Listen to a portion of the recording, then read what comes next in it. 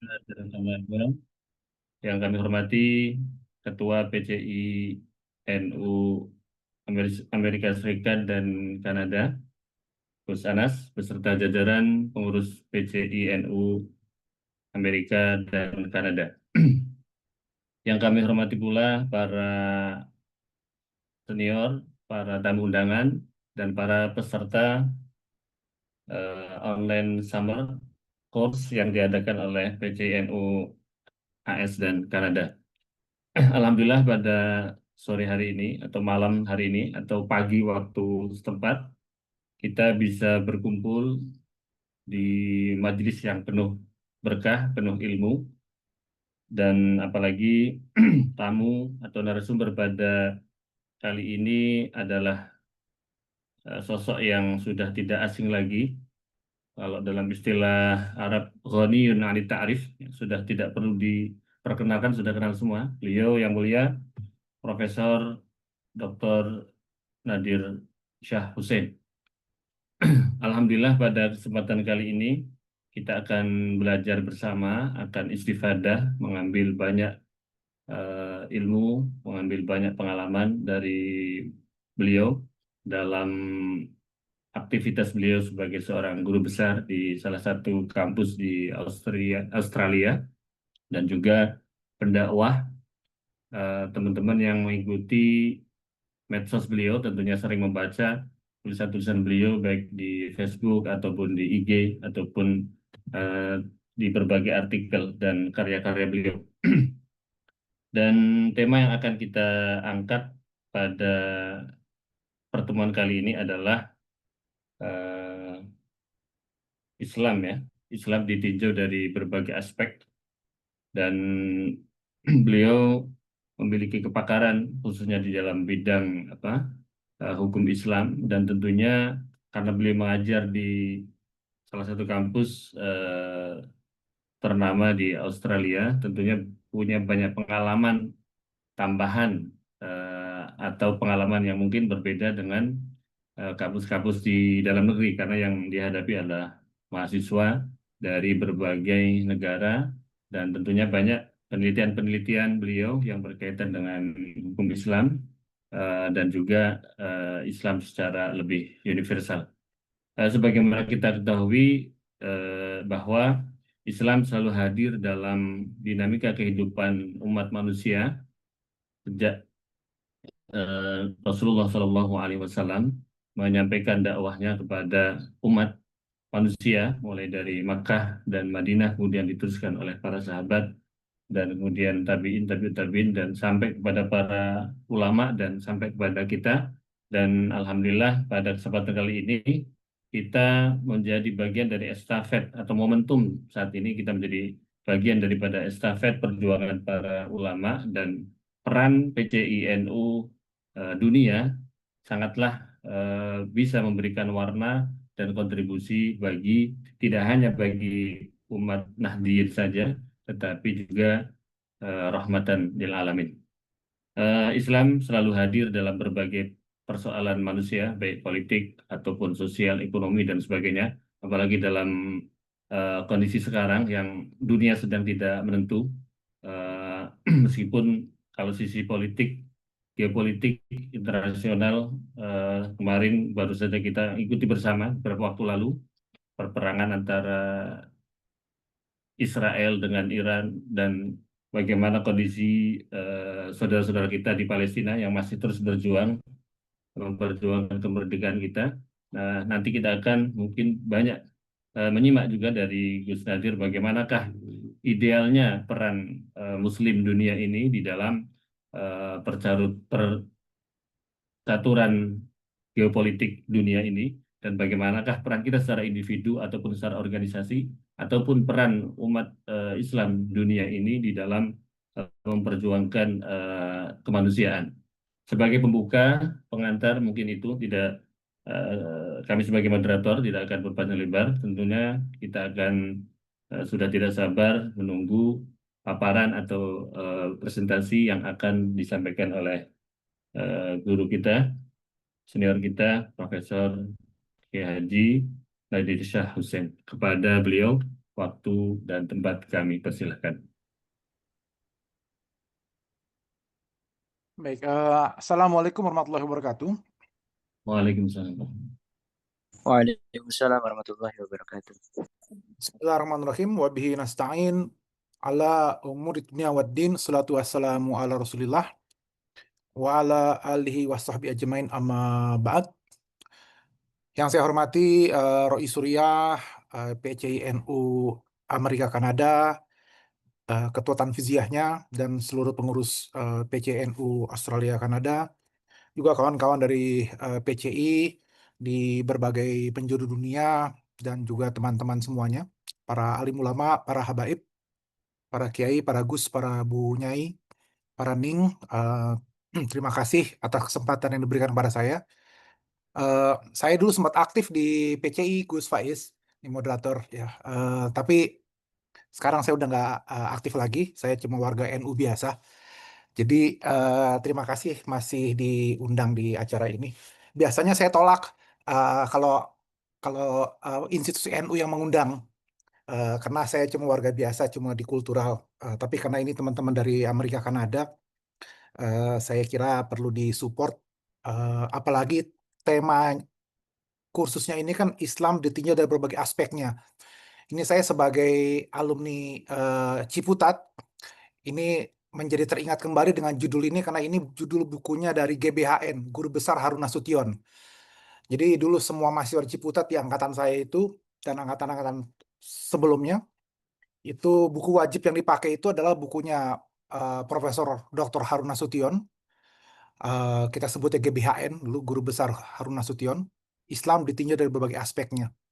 Yang kalau orang Betawi bilangnya adalah Islam dilongok dari mana aja gitu ya. Jadi dan kemudian saya dikasih tema tentang hukum Islam. Saya sempat tanya ini kepada Gus Anas waktu itu, saya bahasnya apa ini? Katanya terserah aja gitu ya. Jadi ya terus saya juga nggak tahu nih pesertanya apakah dari Fakultas Syariah atau bukan, saya nggak ngerti. Tapi tadi Gus Faiz bicara soal konflik global gitu ya, saya ngeri-ngeri sedap juga. Waduh, saya nggak bakal ngomongin itu ntar.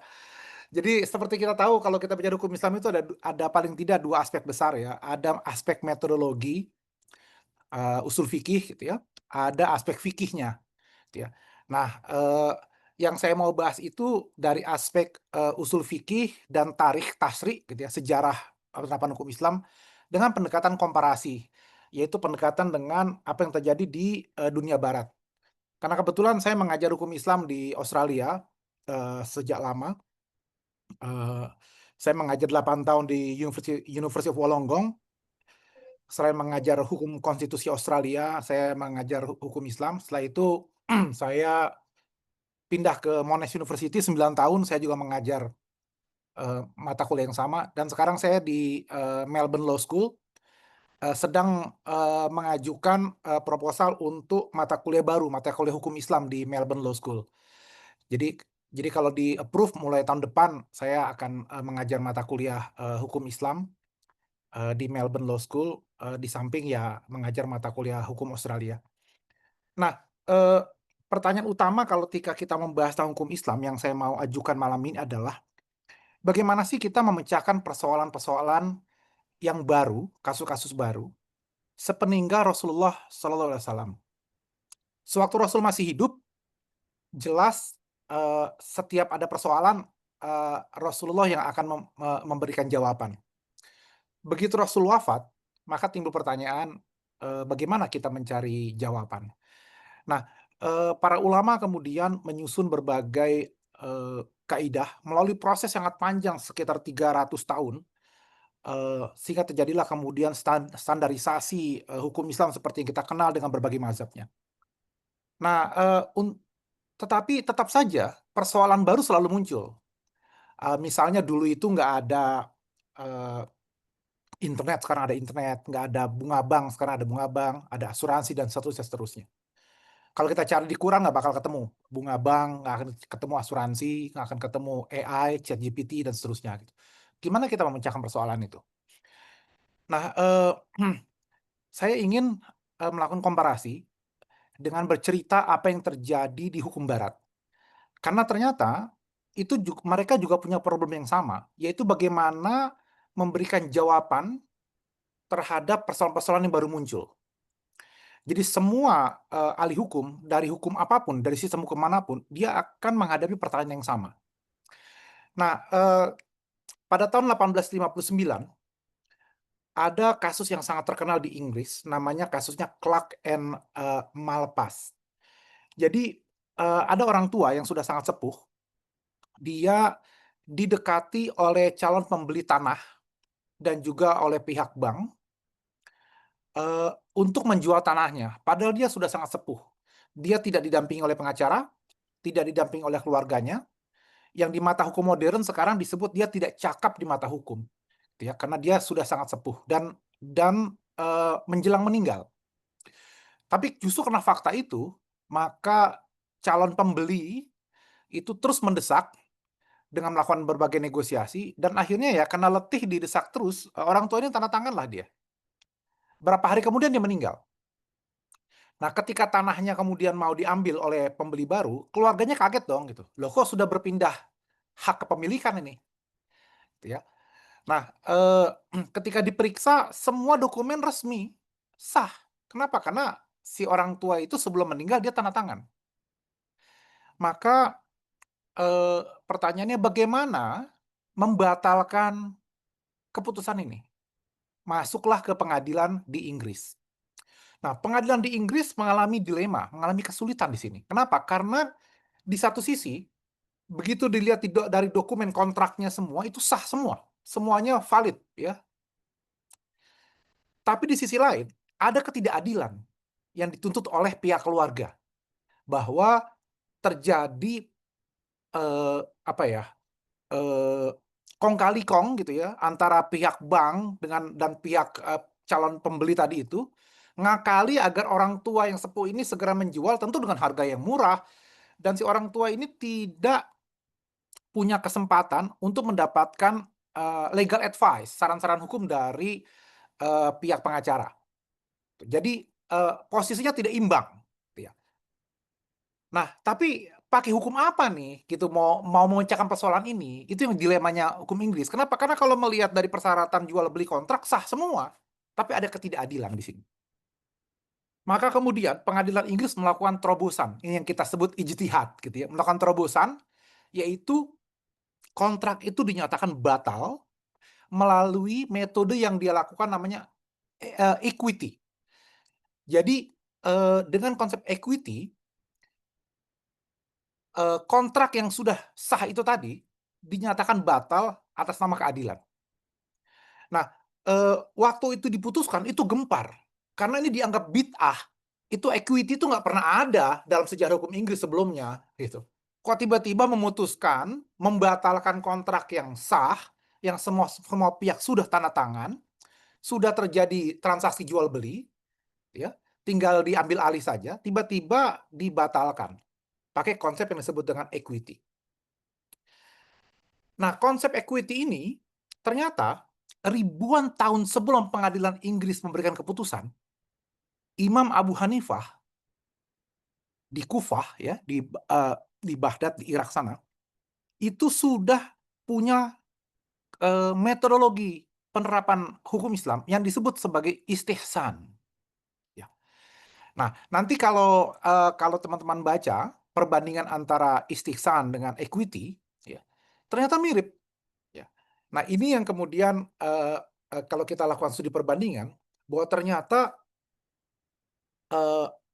argumentasi yang kuat yang dalam bahasa Imam Abu Hanifah disebut sebagai kias jali, ya, kias yang lebih jelas, argumentasinya lebih kuat, itu ternyata bisa tidak diambil, tidak diterapkan, dan berpaling kepada kias khofi, yaitu kias yang kemudian, kias atau analogi, yang dalilnya sebetulnya tidak kuat.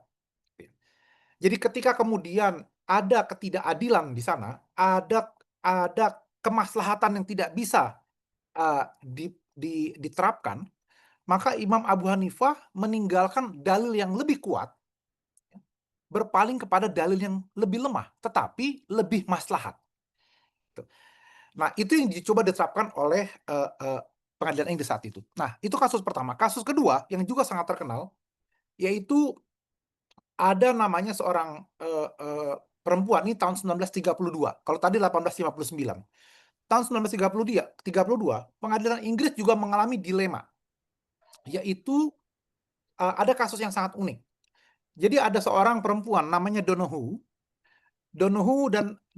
and Stevenson, itu nama kasusnya. Donoghue itu dia diajak oleh teman perempuannya untuk masuk ke sebuah kafe dan kemudian memesan minuman jahe, disebut ginger beer, ya. Ini bukan bir beneran, namanya aja bir, ginger beer, minuman jahe. Nah, ketika kemudian sudah dihidangkan dan dibukalah botol minuman itu dan dituangkan ke gelas oleh temannya. Jadi yang membeli itu temannya, bukan dia yang membeli. Lalu oleh temannya dituangkan ke dalam gelas. Dia sudah minum sekitar seperempat. Dia baru lihat ternyata di dalamnya ada bekicot, ada snail, ada bekicot. Gitu. Jadi di situ kemudian dia kaget dan dia marah-marah kepada kafenya. Nah, persoalannya sampai ada ke pengadilan. Nah, persoalannya begini. Yang membeli itu adalah temannya. Sehingga tidak ada kontrak, tidak ada perjanjian jual beli antara Donoghue dengan si kafe. Nah, jadi dia tidak bisa menuntut si kafenya, yang bisa menuntut temannya. Tapi kan bukan teman yang meminum gelas jahe yang ada bekicotnya itu tadi, gitu kan. Nah, kemudian yang dia tuntut adalah perusahaan minum jahenya itu, Stevenson itu. Stevenson adalah perusahaan dari botol jahe itu. Itu yang dituntut ke pengadilan Inggris. Di tingkat pertama dia gagal, lalu dia banding si Donoghue ini. Nah, ini yang kemudian akhirnya menjadi gempar saat itu. Kenapa? Karena kalau dilihat dari aturan main yang ada, posisi Donoghue ini lemah. Bukan dia yang beli, ya, tidak ada kontrak jual beli. Jadi kalau kita jual beli itu, maka ada di sana namanya transaksi, di mana kita bisa menuntut kalau ternyata tidak sesuai dengan apa yang kita beli. Tapi ini dia tidak beli, tapi dia menjadi korban dari bekicot itu tadi, kan gitu ya. Nah, ini kalau di pesantren ini jadi bahsul masail kan gitu. Nah, ini gimana kasus seperti itu? Maka hakim saat itu di Inggris namanya Lord Atkin. Nah, ini bukan Lord Luhut ya. Kita di Lord itu dulu ada rame Lord Luhut. Ini Lord Atkin, ya. Nah, Lord Atkin ini hakim yang sangat luar biasa di Inggris. Dia kemudian memutuskan Donoghue yang menang. Maka Stevenson harus memberikan ganti rugi terhadap Donoghue yang sudah minum air jahe yang ada bekicotnya tadi itu. Apa dasarnya? Dasarnya ternyata dia mengeluarkan teori yang disebut neighbor principle, teori tetangga. Nah, orang-orang menduga Lord Atkin ini terpengaruh dengan Bible. Karena Bible itu mengatakan bahwa harus berbuat baik kepada tetangga. Ya. Tapi tentu Hakim Donoghue ini tidak mengatakan ini saya mengambil dari Bible, tidak, orang menduga saja begitu. Nah, apa kemudian prinsip tetangga itu? Dia mengatakan begini. Ini kalau kita biarkan si Stevenson ini tidak kita hukum, artinya semua produk company, apakah itu botol jahe, apakah nanti botol Aqua, Coca-Cola, dan seterusnya, ya. Ini sekadar menyebut merek saja. Kalau ternyata dia tidak melakukan proteksi baik dari segi kesehatan, keamanan untuk customernya, ya, dan dia tidak bisa dihukum, ini bahaya. Maka dengan teori tetangga, dia katakan begini, semua orang punya kewajiban untuk menjaga tetangganya. Apa yang disebut tetangga dalam hukum? Yaitu customernya dan temannya customer. Nah, kan si Donoghue tadi dia bukan customer langsung, dia tidak jual beli. Jadi para tetangga ini itu harus diprotek, yaitu dalam bahasa kontrak para customer, ya, dan orang-orang yang bisa terkena dampak itu harus diprotek oleh hukum. Nah, ketika teori tetangga ini, neighbor principle ini dikemukakan, di mana nggak ada di undang-undang Inggris itu, teori principle itu, yang ada teori kontrak, juga tidak ada keputusan hakim sebelumnya, karena mereka itu memakai teori presiden. Jadi memutuskan perkara itu kalau di pengadilan Inggris itu dia harus melihat ke belakang. Apa yang sudah diputuskan oleh pengadilan-pengadilan sebelumnya. Ya, ini teori common law. Nah, tidak ada keputusan sebelumnya tentang itu gitu. Jadi sebetulnya Stevenson bisa bebas. Tetapi melakukan terobosan ijtihad. Nah, si Lord Atkin ini ya, dia mengeluarkan dengan teori tetangganya sehingga akibat keberanian beliau melakukan ijtihad, teori ini terus dikembangkan sampai sekarang. Namanya disiplinnya negligence. Jadi tidak boleh ada kelalaian gitu ya. Bagi perusahaan ketika dia mengeluarkan produk. Ketika kita membeli iPhone, ternyata iPhone-nya ini ketika kita cas menjadi sangat panas dan membakar kasur kita dan membakar kemudian tangan kita, itu sekarang bisa terkena iPhone itu. Ya. Atau orang yang sedang ikut tidur pada dia di kasur dan kasur terbakar, pada dia bukan pemilik iPhone, dia menjadi tetangga dari pemilik iPhone, itu juga bisa kena sekarang. Itu karena teori Lord Atkin tadi itu. Gara-gara si Nyonya Donohue minum air yang ada bekicotnya. Nah, apa yang ingin saya ceritakan di sini? Bahwa hukum di Inggris pun pengadilan ternyata juga melakukan berbagai terobosan ijtihad itu tadi untuk menjawab persoalan yang baru. Nah, bagaimana dengan hukum Islam? Tadi saya sudah gambarkan bahwa equity itu sudah dilakukan oleh Imam Abu Hanifah istihsan. Jadi Imam Abu Hanifah itu sangat terkenal sebagai ahli kias. Tetapi beliau sendiri, kias atau analogi, tapi beliau sendiri kadang-kadang tidak merasa puas dengan cara kias. Karena itu tadi, karena hasilnya ternyata seringkali tidak bagus, tidak mengandung kemaslahatan. Maka beliau mengembangkan teori disebut istihsan. Jadi dalam tarikh tasyri' itu, dalam sejarah hukum Islam disebut, kalau sudah berdebat dengan para murid-muridnya dan Imam Abu Hanifah mengatakan bahwa ini saya memakai istihsan, semua diam. Nah, kenapa? Karena beliau sudah berpaling dari dalil yang lebih kuat. Jadi kalau sekarang itu ada sebagian saudara-saudara kita yang selalu tanya, dalilnya mana gitu ya. Nah, ini sahih atau tidak gitu. Loh, padahal Imam Abu Hanifah itu bukan lagi bertanya dalilnya mana.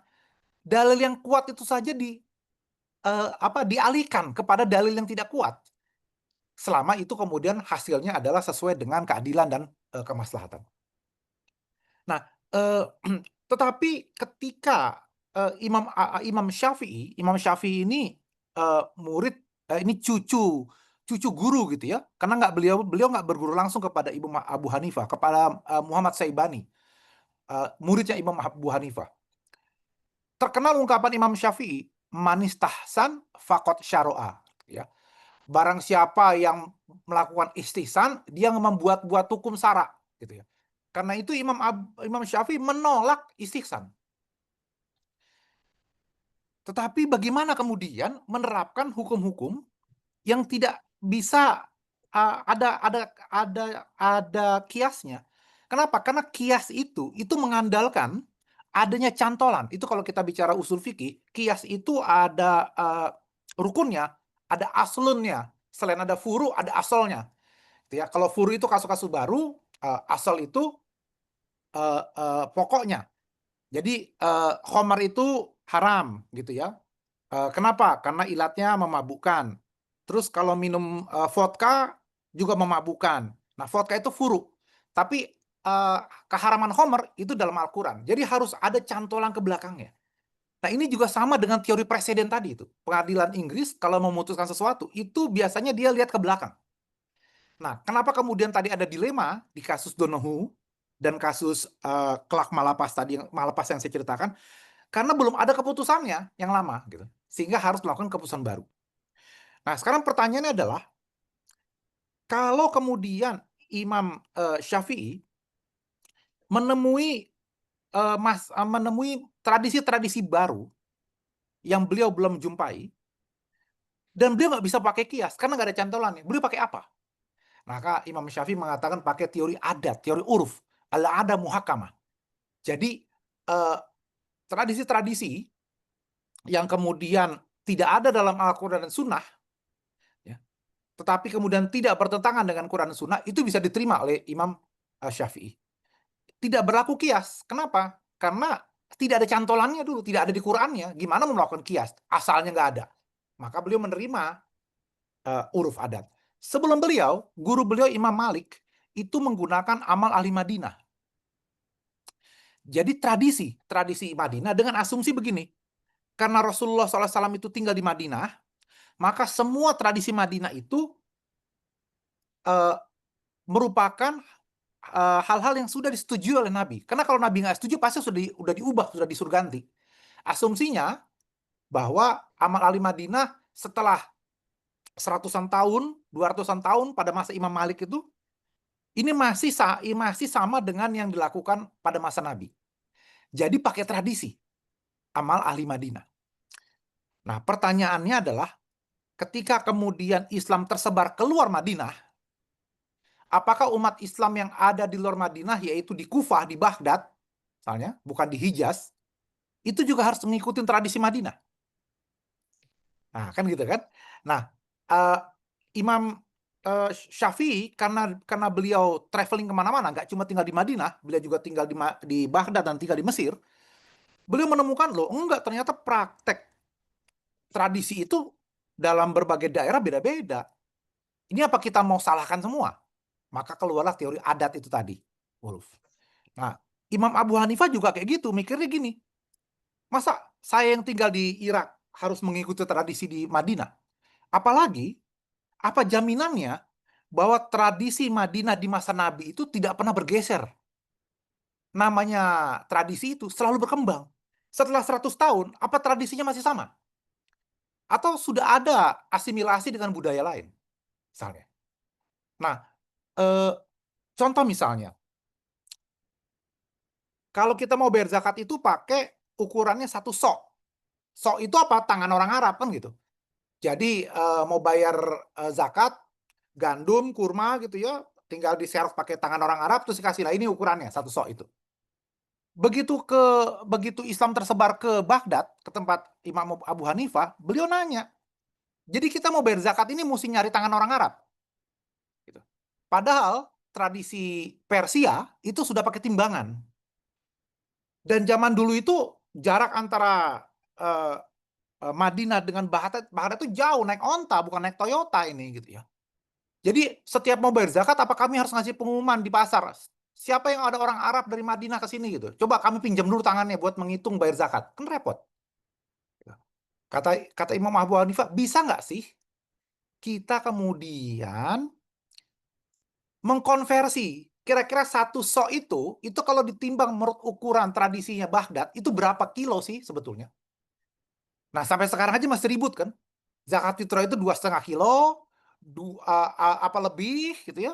Kalau lebihnya berapa itu para imam mazhab aja, kalau kita baca Al-Fiqhul Al-Mazahibil Arba'ah itu kitab itu panjang perdebatan. Di kita pun juga masih panjang perdebatan. Di Mazhab Syafi'i sendiri, di masjid-masjid Indonesia ini berapa nih ukuran satu sok itu, kalau dikilokan berapa ini ukurannya, kan masih berdebat. Nah, Imam Abu Hanifah mengatakan, bisa nggak sih kita standarisasikan satu sok itu kira-kira berapa lah ukuran. Jadi kita nggak perlu lagi nih minjem tangan orang Arab gitu ya, untuk membayar ini. Nah, ketika kemudian berkembang lagi nih, Islam nggak cuma menyebar ke Baghdad, sampai menyebar kemana-mana sampai ke Indonesia, maka muncul lagi pertanyaan, gimana kalau uh, ukurannya udah nggak satu sok, kita konversi ke kilogram, tapi juga bukan pakai gandum dan kurma, tapi pakai beras, karena makanan pokoknya berbeda. Ini udah bergeser. Ada lagi mengatakan, gimana kalau kimah, nilainya aja nggak usah dikonversi, tapi nilainya sudah dikonversi ke 2,5 kilo, harganya berapa kira-kira? Jadi yang dibayar nggak usah berasnya, harganya. Boleh nggak nih? Nah, ini kan pertanyaan yang terus berkembang, gitu ya. Nah, Imam Malik tadi yang pakai amal ahli Madinah, begitu mazhab Maliki juga menyebar keluar Madinah, juga kebingungan juga para ulama mazhab Maliki ini. Kenapa mereka nggak bisa bertahan dengan amal ahli Madinah? Ada hal-hal yang maslahat. Tapi kalau mereka lakukan kias, nggak ada asalnya nggak ada, Quran hadisnya nggak ada. Cari di amal ahli Madinah juga nggak ada. Maka mereka mengeluarkan konsep masolih mursalah, yaitu kemaslahatan yang terputus, kemaslahatan yang nggak ada di Quran dan hadis, nggak ada aslunnya, gitu. Ya. Jadi sebetulnya baik tadi istihsan, baik itu masolih mursalah maupun teori uruf, gitu ya, itu semua adalah terobosan-terobosan bagaimana menerapkan, menjawab berbagai persoalan baru tanpa harus ada Quran dan hadisnya. Maka lagi-lagi teman-teman dari tetangga kita yang selalu ribut soal mana dalilnya, itu kalau mereka belajar usul fikih bakal kaget itu, gitu ya. Itu dibitahkan semua itu nanti. Ya. Teori istihsan, teori masolih mursalah, teori uruf, gitu ya, teori adat, gitu ya. Makanya sampai sekarang mereka kan maunya Islam yang murni, Islam yang kembali ke masa salaf. Nah, mereka lupa para imam mazhab yang kita sebutkan tadi itu masa salaf juga semua sebetulnya, gitu. Teori-teori itu keluar pada periode itu, gitu. Nah, jadi dengan kata lain, itu cara-cara para ahli hukum Islam zaman dulu untuk menjawab berbagai persoalan. Sekarang timbul persoalan baru, yaitu baik itu namanya qiyas, istihsan, uruf, masolih mursalah, meskipun tidak ada cantolannya, ya, tetapi para ulama juga tidak mau meninggalkan Quran dan hadis. Gitu ya. Makanya nanti akan berbagai muncul teori cara untuk agar uruf ini tetap sesuai koridor Quran dan hadis. Masalah mursalah juga seperti itu, istihsan juga seperti itu. Tapi gimana nyari cantolannya ke belakang? Nah, itu pertanyaannya. Maka muncullah kemudian teori maqasidus syariah, bahwa nyari cantolan ke belakang itu bukan lagi berdasarkan teks. Di Quran dan hadis nggak ada teksnya, gitu. Tetapi ada yang disebut dengan kuliatul khoms, maqasidus syariah. Ada hal-hal yang harus dijaga. Nah, ini para ulama mulai membangkan jauh sebelum Imam Syatibi pun, misalnya Syekh Izzuddin Abdus Salam juga sudah mengembangkan teori maqasidus syariah, meskipun kemudian disistematisasikan belakangan oleh Imam Syatibi. Nah, menjaga lima hal yang mesti dijaga. Hifzuddin, ya, menjaga agama, menjaga kemudian hifzul akal, menjaga akal pikiran, menjaga keturunan, hifzul nasl, menjaga diri, hifzul nafas, dan hifzul mal. Nah, harta. Jadi tidak lagi pemakai teks Quran dan hadis, tapi sekarang ulama sudah melihat bahwa semua hukum Islam itu kalau diperas, gitu ya, maksudnya objektifnya adalah menjaga lima hal ini. Nanti para ulama belakangan akan berdebat urutannya gimana nih, Hifzuddin duluan atau Hifzuddin belakangan. Bagaimana kalau jadi konflik antara menjaga agama dengan menjaga keturunan, menjaga akal, dan seterusnya? Mana yang dimenangkan? Ini para ulama nanti berdebat. Ya. Terus perdebatan muncul lagi kemudian. Apakah cukup 5? Yang matok cuma 5 siapa? Gitu. Bentar. Ini malah ada yang telepon lagi. Ya. Nah, jadi kalau misalnya kita tambahkan nggak cuma 5, gimana? Misalnya lingkungan hidup di sana belum ada. Sekarang itu banyak-banyak kasus isu-isu global climate, kan begitu ya. Hifzul bi'ah, menjaga lingkungan. Ini bisa masuk kan nih sebagai maqasid syariah. Atau misalnya ada mahasiswi saya yang baru submit PhD disertasinya, yaitu menjadikan argumentasinya adalah menjadikan privasi, ya, privasi itu sebagai maqasid syariah ke-6. Ya. Nah, sementara para ulama ada yang mengatakan bahwa privasi itu masuknya aja ke hifdzun nafas deh, gitu misalnya. Nah, ini akan terjadi terus perkembangan. Apakah bisa kita tambahkan maqasid syariah nggak cuma 5, gitu. Sementara teks kita ya dari mulai Imam Syatibi, Imam Al-Ghazali, yaitu mengatakan cuma 5, gitu ya. Nah, ini semua adalah cara dari para ulama kita mencoba menjawab pertanyaan-pertanyaan baru, gitu ya. Nah, mungkin akan ada metode-metode baru lainnya yang akan dimunculkan, akan ada hal-hal lainnya yang akan dimunculkan, dan itu semua akan terus bergulir ketika akan muncul berbagai masalah-masalah baru yang belum dipecahkan. Nah, saya kira pengantar dari saya seperti itu, Gus Faiz. Jadi mudah-mudahan kita bisa diskusi. Hanya saya perlu ingatkan, memang ini di Melbourne sekarang hampir jam 11 malam. Jadi mudah-mudahan kita bisa efektif diskusinya, karena saya udah kepala 5, udah nggak bisa diajak begadang gitu ya. Jadi kalau masih muda seperti Gus Faiz, masih kuat begadang ini. Saya kira demikian dari saya. Terima kasih.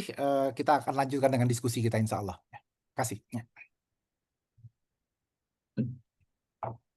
Terima kasih, Prof. Nadir.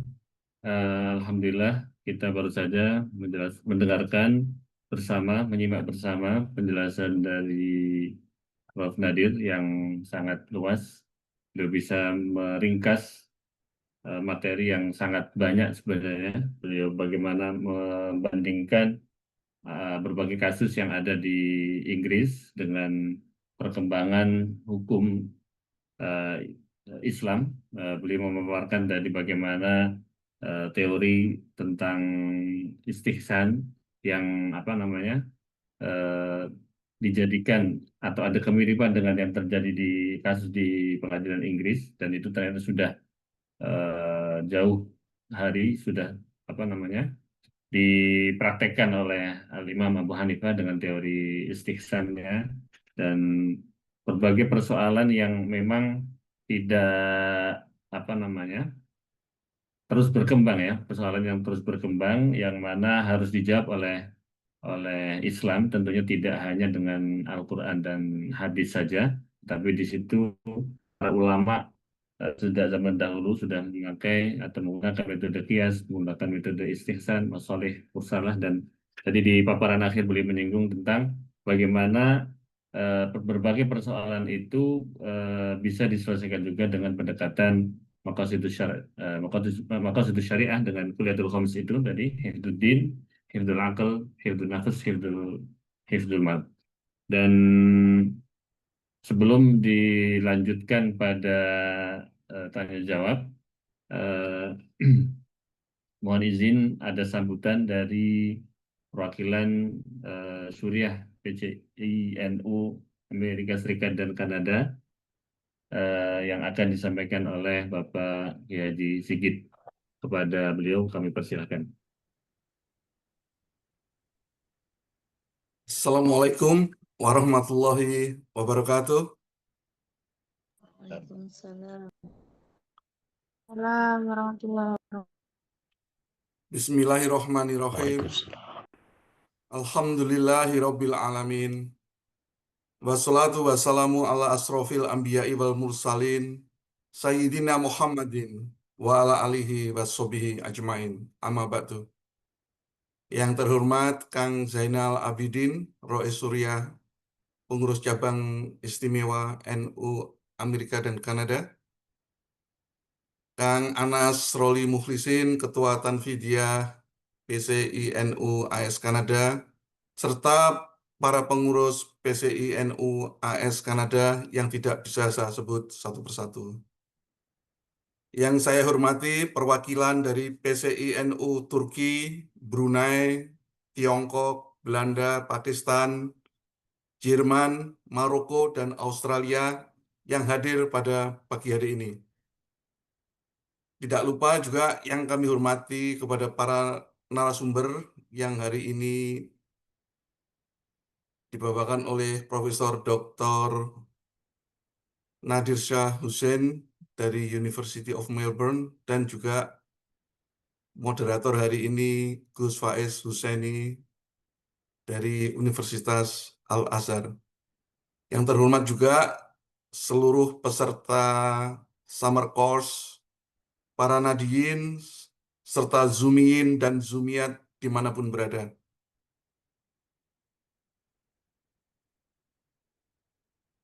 Atas nama pengurus PCI NU Amerika Kanada, saya mengucapkan selamat datang di Zoom online pada pagi hari ini. Insya Allah dalam summer course yang akan diadakan 6 sesi setiap hari Jumat malam, mulai Jumat malam waktu Indonesia bagian Barat, mulai tanggal 4 Juli sampai dengan 22 Agustus nanti, kita akan bisa memahami bagaimana studi Islam didekati secara akademis dari berbagai sudut pandang keilmuan dan mengetahui seperti apa pendekatan studi Islam dari para akademisi Indonesia yang mengajar di kampus-kampus kelas dunia seperti di Universitas Melbourne, Australia, Charlottetown University, Kanada, Hobart and William Smith College, USA, Claremont School of Theology, New York University, University of Notre Dame, dan University of California, Riverside. Semoga summer course ini bisa menjadi awal terbentuknya networking antar Nahdiyin di berbagai penjuru dunia. Terima kasih yang sebesar-besarnya kepada Nahdiyin pengurus PCI NU AS Kanada yang telah mengkoordinir acara ini, serta kepada para narasumber dan peserta semuanya. Semoga lewat summer course ini, cahaya yang menerangi jalan kita untuk mengenal Islam dari berbagai sudut pandang menjadi lebih terang. Dari Montreal, Kanada, saya mengucapkan selamat menjalani summer course. Semoga terjadi diskusi antar peserta untuk bisa saling memperkaya khasanah keilmuan kita dalam mencari ridho dari Allah Subhanahu wa Ta'ala. Billahi taufik wal hidayah. Wassalamualaikum warahmatullahi wabarakatuh. Waalaikumsalam. Terima kasih, Gus Faiz. Ya, terima kasih Pak Yai Sigit atas sambutannya. Karena di Australia sudah cukup malam, sudah jam 11 malam, sesuai request Prof. Nurdin Syah. Tadi beberapa pertanyaan sudah kita kumpulkan dan semoga bisa kita persingkat. Tapi kami melihat banyak antusias dari para hadirin untuk berdiskusi pada pertemuan kali ini. Kami buka sesi pertama untuk yang sudah memberikan isyarat untuk bertanya. Yang pertama, Saudara Mas Alrega Kaisar. Kemudian setelah itu menyusul Mas Afriyadi Putra. Kemudian Mas Fakhri Afif dan Mas Sofiuddin. Mungkin pertanyaan bisa singkat padat. Yang pertama bisa diawali dari Mas Afriyadi Putra. Silakan.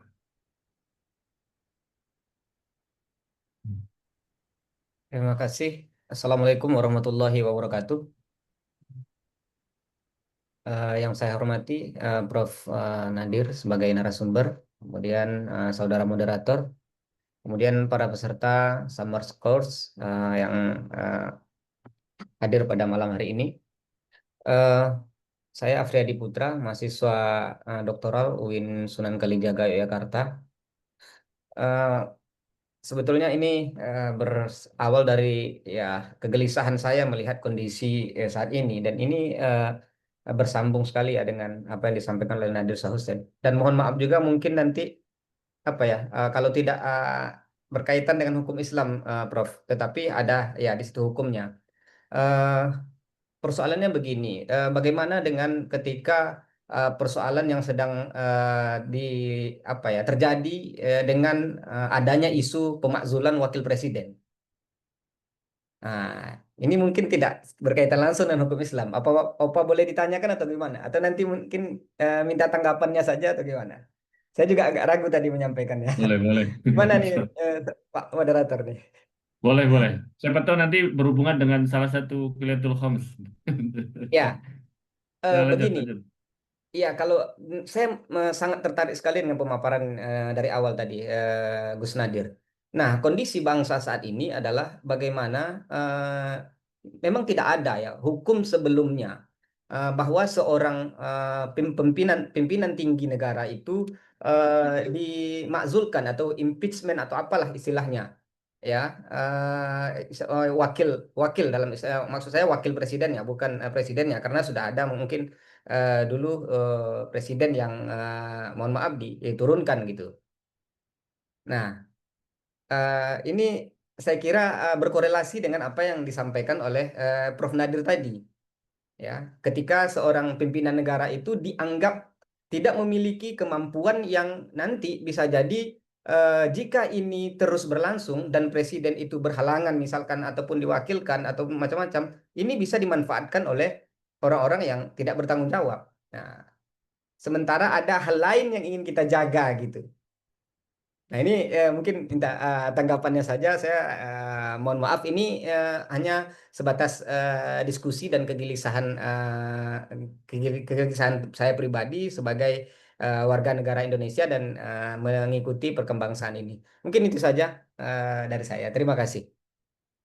Ya, terima kasih Mas Afriyadi atas pertanyaannya. Kemudian lanjut ke penanya kedua, Mas Alrega Kaisar. Silakan. Ya. Oke, suara saya sudah terdengar, Gus. Ya, sangat jelas. Silakan. Oke, baik, terima kasih. Assalamualaikum warahmatullahi wabarakatuh. Perkenalkan, Gus, saya ini mahasiswa magister di salah satu universitas di Jakarta. Nah, saya berasal dari pendidikan bisa dibilang Fakultas Hukum Sekuler lah, dan beberapa tahun ini saya tertarik dengan hukum Islam. Cuman begini, diskursus masalah hukum ini, saya kan juga baca bukunya Pak Ratno Lukito. Judulnya itu Hukum Sakral dan Hukum Sekuler. Situ dijelaskan terkait dengan perkembangan tradisi hukum sipil yang kita sebut sebagai civil law itu. Dia berakar pada rasionalisme, positivisme, dan sekularisme. Nah, ini yang saya agak tricky sebetulnya. Bagaimana hukum agama ini bisa dipadankan dengan hukum negara.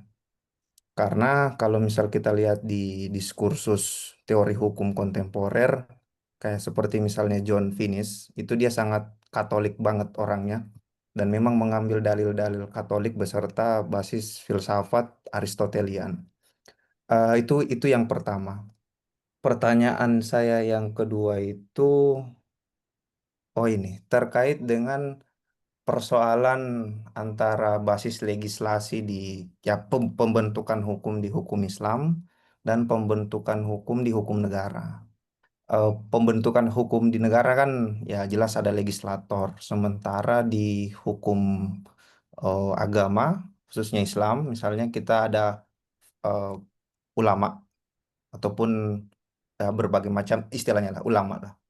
Nah, yang jadi masalah karena Prof tadi Agus tadi nih berangkat dari titik standing point common law tradition yang memang basisnya preseden. Nah, ini saya juga mencoba melihat pada intinya kan stabilitas dengan fleksibilitas itu bertarung di situ. Jadi sejauh mana itu hukum harus dikunci. Nah, yang jadi masalah kayak misalnya begini, Prof. Ini isu yang menarik yang baru-baru terjadi. Hakim membuat terobosan hukum dengan pemisahan pemilu lokal dengan ya kurang lebih jarak 2,5 tahun lah supaya transisi pemilihan umum itu lokal dan nasional itu terjaga. Cuman yang jadi masalah adalah di situ tendensinya melanggar konstitusi. Nah, ini yang saya mau tanyakan terkait dengan fleksibilitas dan tuntutan stabilitas itu. Itu bagaimana mencari titik tengahnya, khususnya dari konstruksi hukum. Mungkin hanya itu dari saya. Terima kasih, Gus. Baik. Terima kasih, Mas Alrega. Bisa dilanjutkan penanya ketiga, Mas Fakhri Afif.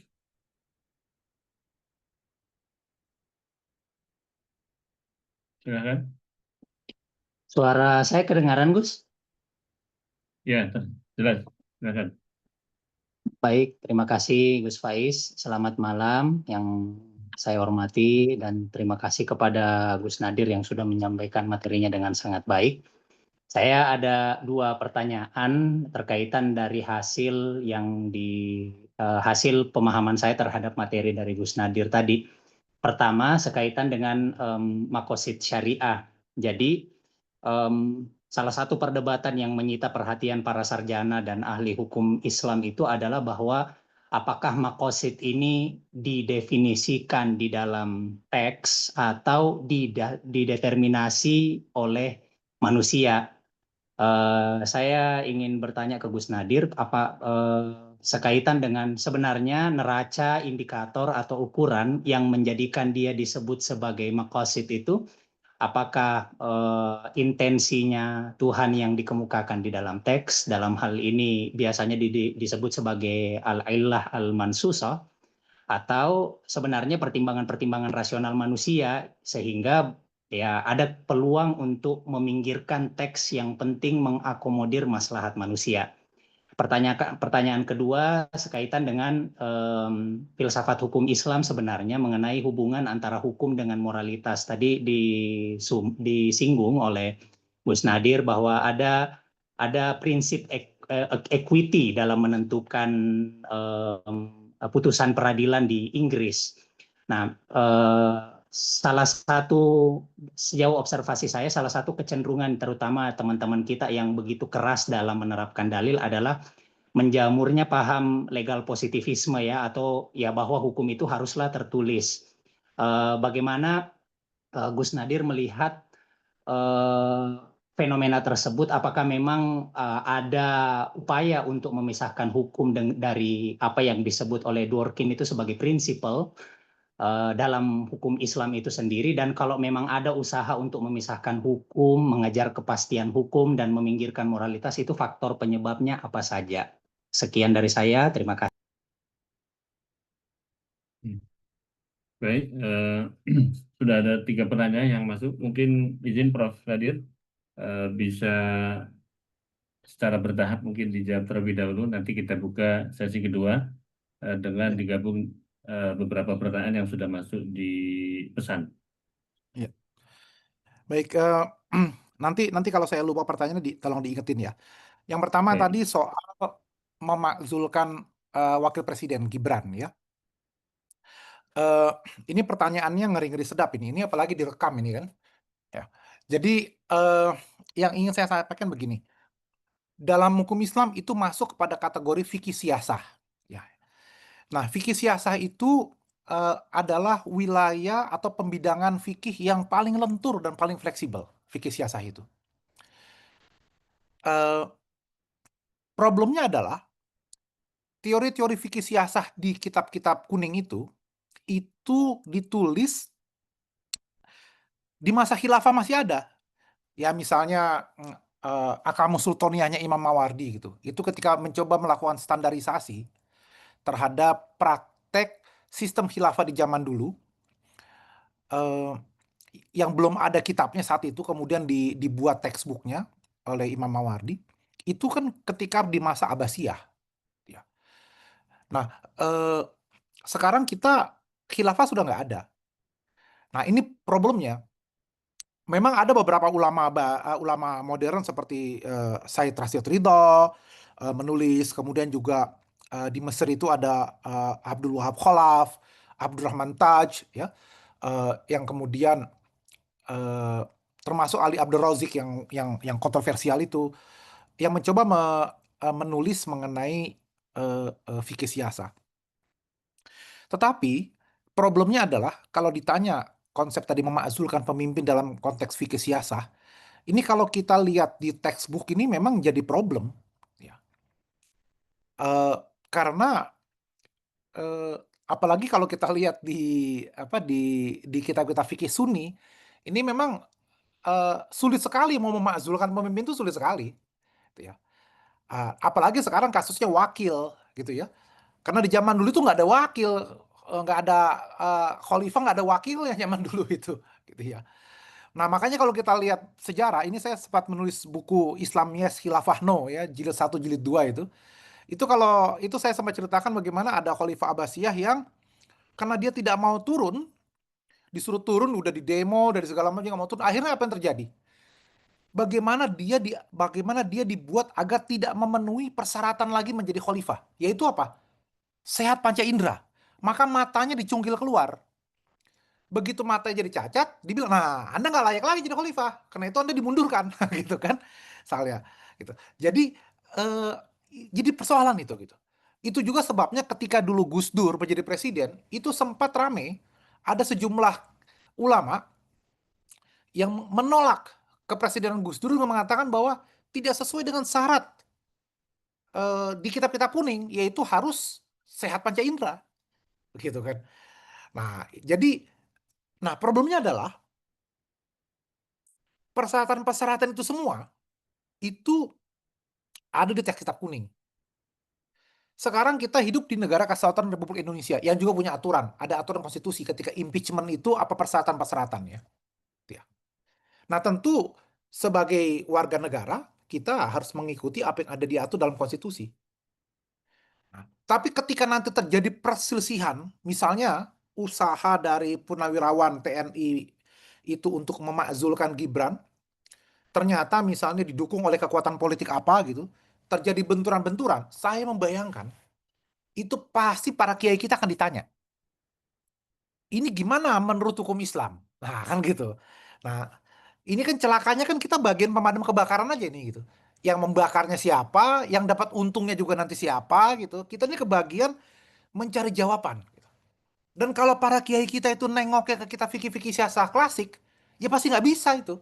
Nggak ada itu pemakzulan begitu. Gitu karena ini jadi problem gitu. Wah. Nah, karena itu kembali kepada penjelasan saya sebelumnya bahwa fikih siasah ini adalah hal yang sangat fleksibel sebetulnya. Terjadi sekarang gap yang luar biasa. Kitab-kitab kuning itu masih bicara khilafah, sementara sistem pemerintahan yang kita jalani sekarang itu sudah jauh sekali dari persoalan khilafah. Jadi sama saja dulu kasus misalnya apakah Ahok itu yang non muslim boleh menjadi gubernur atau tidak gitu kan misalnya. Nah, itu kan juga repot ketika kemudian para ulama mencoba mencari jawabannya dari cantolan teks ke belakang gitu ya. Nah, padahal zaman dulu itu gubernur itu tidak dipilih tapi diangkat gitu di zaman khilafah itu. Ketika kemudian sudah masuk ke era demokrasi, gubernur DKI itu dilakukan pemilihan, bukan diangkat. Gitu. Maka terjadi perdebatan-perdebatan panjang yang saya juga ikut di dalamnya gitu ya. Nah, ini jadi Afriyadi Putra yang bertanya tadi ya. Ini saya kira memang ini persoalan pelik dan kita tunggu aja nanti. Pasti nanti para ulama kita ditanya tuh. Pasti para ulama kita nanti akan diminta ikut campur gitu ya menjadi pemadam kebakaran. Kalau misalnya proses pemakzulan wapres itu terus bergulir gitu ya. Nah, dan repotnya nanti mulai banyak buzzer-buzzer kanan kiri yang akan kemudian juga meramaikan rimba persilatan ini gitu ya. Nah, itu saya kira seperti itu. Itu dari yang pertama. Yang kedua itu tadi nanya soal fleksibilitas tadi ya, fleksibilitas hukum ya. Iya, Gus. Ya, ya. Ya, jadi begini, memang selalu ada tarik menarik antara hal-hal yang harus kita pertahankan. Yang rigid ini kita harus pertahankan, gitu ya. Dengan hal-hal yang harus berubah, gitu kan. Nah, persoalannya sekarang adalah gimana nih menentukan yang mana kita pegang, yang mana harus berubah. Saya suka ngasih contoh begini. Ya. Kalau misalnya kita itu kita tuh haji, ya. Karena begitu ramainya orang mau tawaf, gitu ya. Bagaimana kalau misalnya dibuat usulan agar dengan teknologi modern, maka orang-orang itu diambil pakai tiket, dikasih tiket buat ngantri untuk tawaf, di mana begitu dapat giliran tiketnya, dia tinggal masuk ke daerah tawaf dan yang muter itu lantainya, lantai tawaf yang muter. Jadi tidak ada sikut menyikut, ya. Tidak ada kemudian orang harus senggol menyenggol gitu. Jadi dia tinggal berdiri di area tawaf dan lantainya nggak muter, gitu. Jadi aman. Boleh atau tidak? Tanyanya. Begitu juga melempar jamroh. Ya, sekarang kalau kita lihat melempar jamroh itu juga sudah bulat juga, sudah lingkaran. Boleh nggak juga dibikin berputar juga gitu. Jadi orang diatur gitu ya, ngantri gitu kayak ke dokter gitu, ada tiketnya, ada apanya, sehingga kemudian orang tidak ada yang kepalanya kena batu, kena apa gitu, padahal melempar setan malah dia yang kena gitu kan. Jadi diatur agar lantai dari tempat jamroh itu muter, sehingga orang bisa melemparnya itu dengan teratur dan tertib. Boleh nggak? Nah, ini kalau ditanya ke saya, maka kita harus lihat. Inti dari tawaf itu adalah kita berputar. Jadi kitanya yang berputar, bukan lantainya yang berputar. Karena itu kalau ada usulan teknologi semacam itu, saya nggak setuju. Karena kitanya yang harus berputar, bukan lantainya. Tapi kalau jamroh tadi, intinya adalah melempar. Mau melemparnya sambil berputar, sambil jungkir balik, silahkan. Yang penting melempar. Gitu. Nah kalau seperti itu, boleh tuh lantai jamroh itu dibuat berputar seperti itu. Yang penting dia bisa melempar. Nah dari sini kan kita bisa lihat, tidak semua teknologi fleksibilitas itu kita akan terima. Kita harus lihat dulu yang mana inti dari ibadahnya itu, gitu kan? Nah sama juga dengan pertanyaan waktu COVID kemarin rame, itu ada kawan-kawan Muhammadiyah yang ngajakin saya untuk sholat Jumat online, gitu kan? Nah, saya keberatan, gitu. Kenapa? Karena di teks-teks kita itu kalau ada uzur syar'i diganti zuhur. Nah, sekarang mau di-online-kan. Menurut saya pemahaman fikihnya nggak kuat, gitu. Banyak masalah, apalagi kalau nanti internetnya lemot gitu ya. Kemudian imamnya itu sudah sujud, makmumnya masih amin gitu kan, itu udah ketinggalan itu kan, karena ada buffer internetnya lemot gitu ya. Dan itu akan repot kan apa gitu. Saya nggak tahu sekarang apa masih berlangsung atau enggak. Itu dulu kawan saya Usman Hamid itu yang bujukin saya untuk ikut gitu ya. Saya nggak mau gitu. Karena menurut saya masih bisa zuhur kok gitu. Ketika kemudian kita punya uzur yang dibenarkan oleh syari untuk tidak sholat Jumat gitu ya. Nah, terus ada lagi bilang, gimana dengan nikah online kalau kayak gitu? Bisakah kemudian satu majelis ya disebut dengan ijab kabul dalam satu majelis itu, kalimat majelisnya itu satu majelis kita luaskan menjadi satu Zoom gitu. Nah, selama di Zoom kayak begini gitu, saksinya ada di Amerika, satu di Amerika, satu di Australia, calon mempelai perempuannya ada di Ciputat, calon mempelai laki-lakinya ada di Korea misalnya. Nah, ini bisa atau enggak? Gitu kan. Nah, nanti akan timbul pertanyaan, mungkin kalau ijab kabulnya bisa, tapi malam pertamanya gimana? Online juga atau gimana? Gitu kan.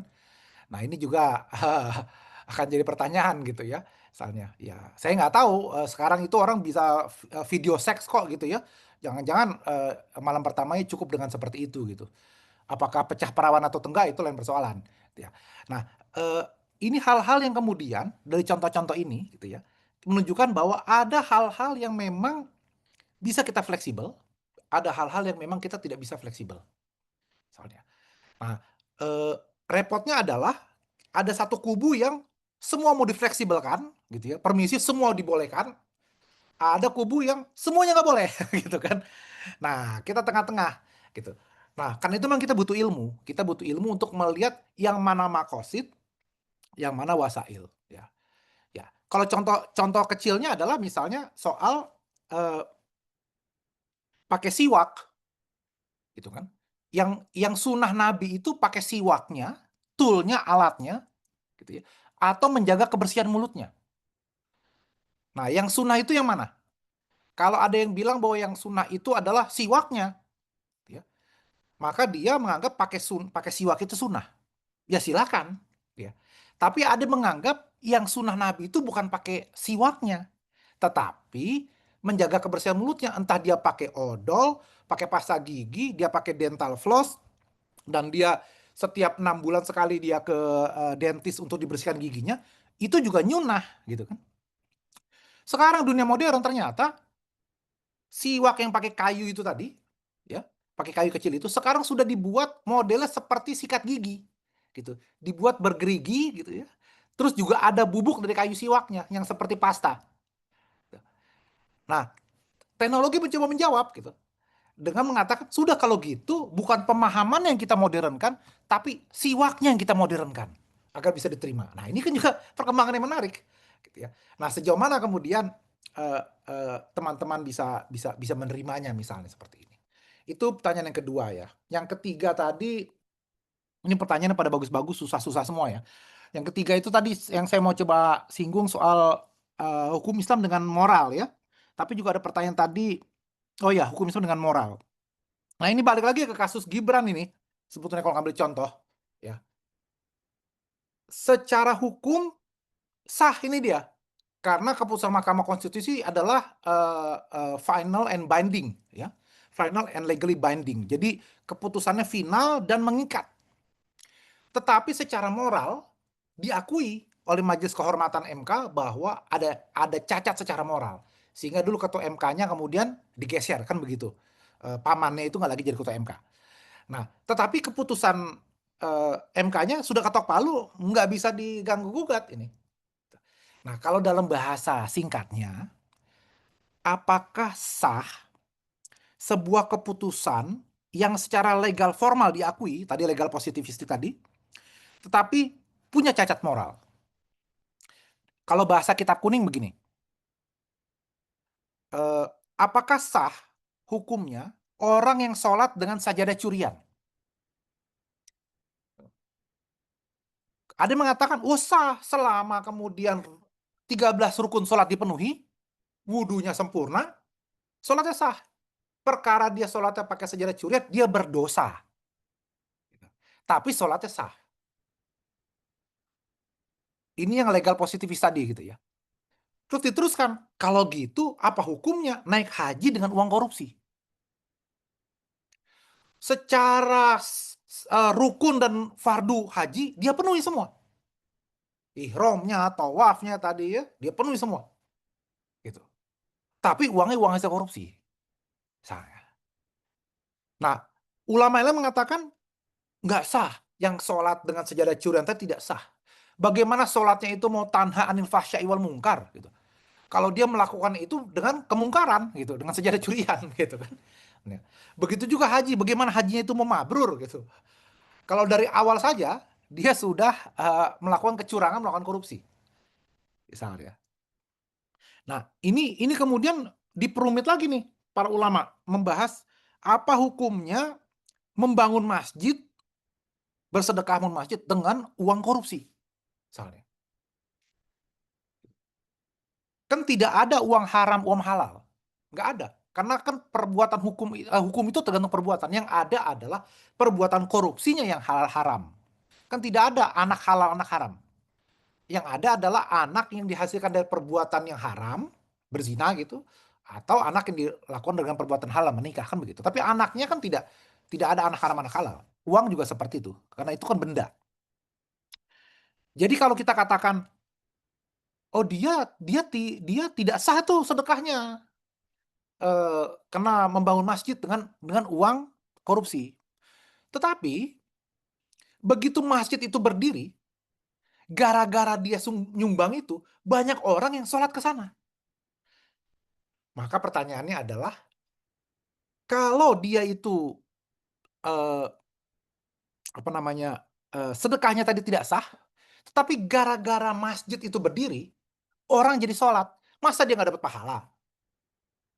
Mungkin bukan dari pahala sedekah, tapi dari pahala membuat orang jadi sholat ke situ. Misalnya. Itu sama dengan begini. Kalau misalnya Gus Faiz ini jalan ke moderator kita, jalan ke Pasar Mesir, ya, jalan ke Nasr City lah misalnya, di tengah ramai begitu dia jalan sama istrinya, kemudian dia peluk dan dia cium istrinya, boleh nggak? Ya boleh, orang itu istri dia kok, gitu kan. Itu tidak melakukan perbuatan haram. Tetapi gara-gara dia mencium istrinya di muka umum, maka banyak para jomblo yang ngenes, para jomblo jadi kepengen. Maka dia berdosa membuat para jomblo-jomblo itu menjadi kepengen. gitu. Nah, padahal itu sah, ya, itu istri dia yang dicium. Artinya, maksud saya, hukum ini sangat kompleks, gitu ya.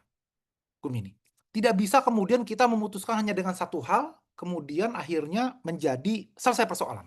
Tidak. Dan disitulah nikmatnya fikih. Makanya fikih itu disebut fil masalah, masail gitu ya. Dalam satu masalah terdapat berbagai macam masalah gitu ya. Salah gitu. Nah, karena itu kalau orang-orang yang pandangannya hanya hitam dan putih memahami fikih, ya dia akan kecewa. Gitu. Dia akan melihat bahwa ternyata kok fikih ini hanya menjadi alat legitimasi, atau fikih ini kemudian hanya dicari-cari jawabannya gitu. Tapi itulah fikih, itulah para ulama gitu. Bahwa masalah hukum ini begitu kompleksnya, menyinggung persoalan politik tadi, menyinggung persoalan moral gitu ya, menyinggung persoalan teknologi tadi gitu ya. Dan memaksa kita untuk berpikir lebih jauh gitu ya.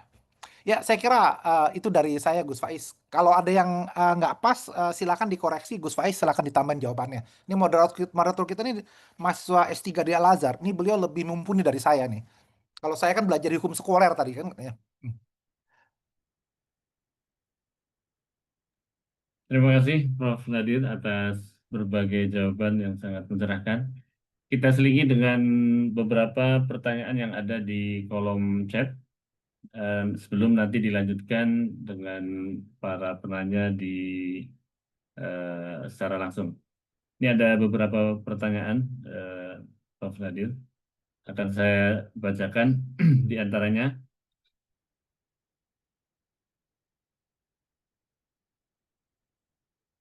Assalamualaikum Prof. Izin bertanya, kalau kuliatul khamsah ini bisa ditambah sesuai dengan perkembangan zaman, lalu apakah ini berarti logika kuliatul khamsah ini sifatnya induktif? Jadi dari hukum-hukum yang khusus baru disarikan objektifnya, begitu. Kemudian pertanyaan selanjutnya, kenapa seakan-akan bagi ulama saat ini cenderung takut menyelaraskan hukum Islam dengan perkembangan zaman? Hukum adalah aturan yang dibuat untuk mengatur perilaku manusia, membawa 3 sifat, keadilan, ketertiban, hak dan kewajiban setiap orang terlindungi. Padahal perubahan zaman pasti bisa mengubah hukum supaya hukum selalu sesuai dengan kebutuhan nilai dan perkembangan masyarakat. Kemudian pertanyaan ketiga, dalam konteks Indonesia yang mayoritas Muslim dan Australia yang mayoritas non-Muslim, tempat Prof. Nadir berkhidmah atau mengajar, hukum Islam itu apa dan berwujud apa ini maksudnya tulisannya? Kalau sesuai dengan yang ditulis penanya, hukum Islam itu apa dan berwujud apa nggih? Terima kasih dari Muhammad Ikhwanuddin, Universitas Muhammadiyah Surabaya. Mungkin maksudnya apakah hukum Islam ditemukan juga di Australia? Mungkin seperti itu ya. Mungkin 3 pertanyaan itu dulu, Prof. Nadir. Monggo.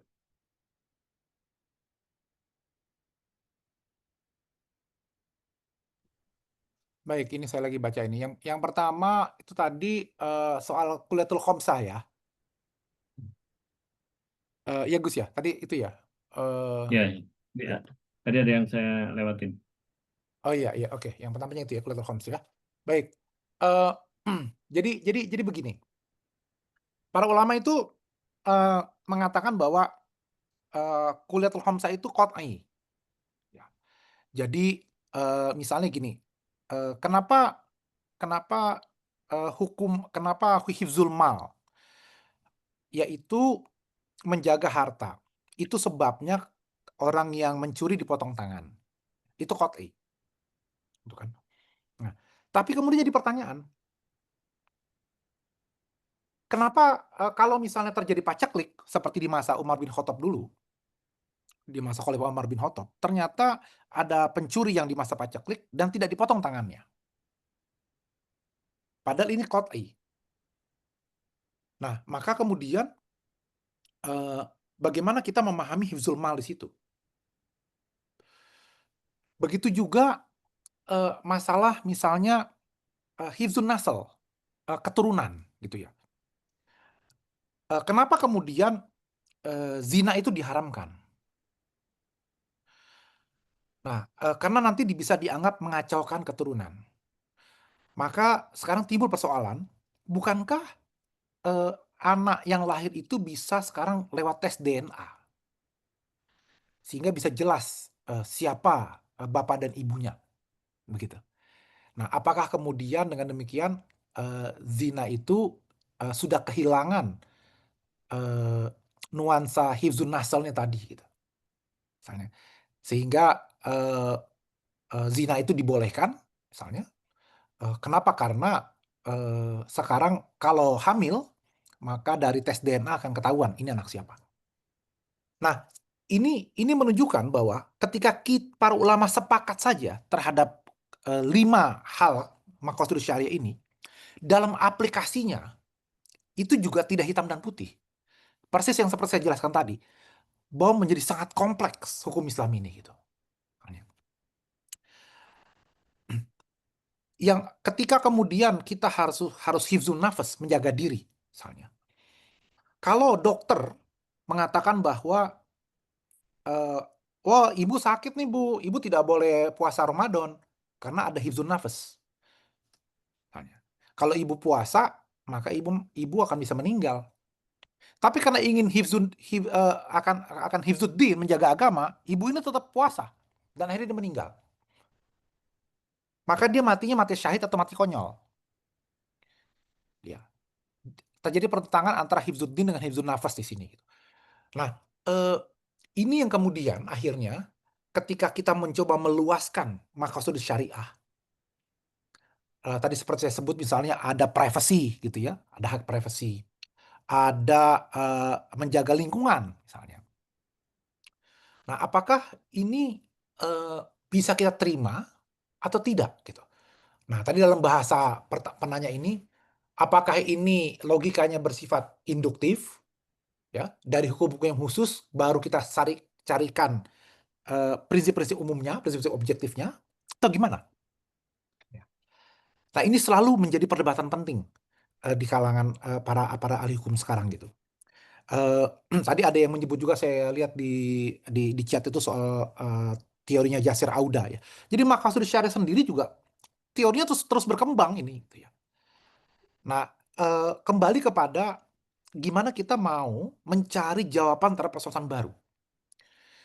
Dengan munculnya maqasid syariah plus diskusi mengenai apakah perlu kita tambah elemen-elemen dari maqasid syariah, itu menunjukkan bahwa teks keagamaan sekarang dianggap tidak lagi cukup menjawab tantangan zaman. Ya. Karena begitu kompleksnya persoalan ada sekarang. Gitu ya. Oke, itu yang pertama. Yang kedua, tadi apa ya Gus? Yang kedua Gus Faiz pertanyaannya. Yang bagaimana ya? Bentar.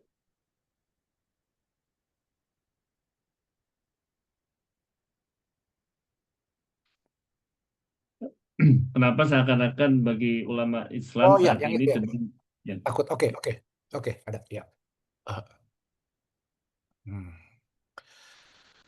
Baik, sekarang itu kenapa para ulama kelihatan takut melakukan terobosan-terobosan hukum? Ya. Jadi kalau dulu itu pertanyaan sering begini, yang sebetulnya menyesuaikan itu adalah kepala atau peci. Nah ini peci saya misalnya, kan ada ukurannya nih, bisa kebesaran, bisa kekecilan. Yang disesuaikan itu adalah ukuran peci atau ukuran kepala. Ya kalau kepala nggak mungkin dong bisa dibesar, bisa kecilkan gitu. Karena itu maka zaman ya peci itu yang harus mengikuti Quranan hadis, mengikuti kepala gitu. Nah, jadi karena itu untuk sebagian ulama bukannya kemudian kepala kita ini ukuran diperbesar atau diperkecil gitu, agar sesuai dengan zaman, agar sesuai dengan ukuran peci. Pecinya ini loh yang harus disesuaikan dengan ukuran kepala kita gitu. Jadi ketimbang kemudian bagaimana hukum Islam itu bisa menjawab tantangan zaman, maka zamannya ini loh, tantangan zaman ini yang dibenerin agar sesuai dengan kaidah-kaidah Islam. Gitu. Misalnya ketika ada pertanyaan, bagaimana hukumnya cloning, gitu ya, mengkloning kambing, misalnya. Atau bagaimana hukumnya misalnya surrogate mother, sewa rahim. benihnya dari pasangan A dan B, tapi kemudian begitu disuntikan ke perempuan C yang kemudian jadi hamil. Nanti anaknya anak siapa nih? Nah, karena bingung menjawab persoalan ini, akhirnya katakan, udahlah, makanya teknologi itu nggak bener, teknologi itu bikin kita kacau. Karena itu teknologinya mesti kita islamkan dulu. Baru kemudian kita bisa sesuai dengan kepala. Nah, saya keberatan dengan logika seperti itu. Kenapa? Karena di antara Quran dan hadis dan masyarakat, di tengah-tengah ada yang namanya penafsiran tadi itu. Seperti yang sudah kita jelaskan, ada hal-hal yang memang kepalanya nggak bisa diubah, pecinya, gitu kayak. Tapi ada hal-hal yang memang eh, eh, kepalanya ini disesuaikan.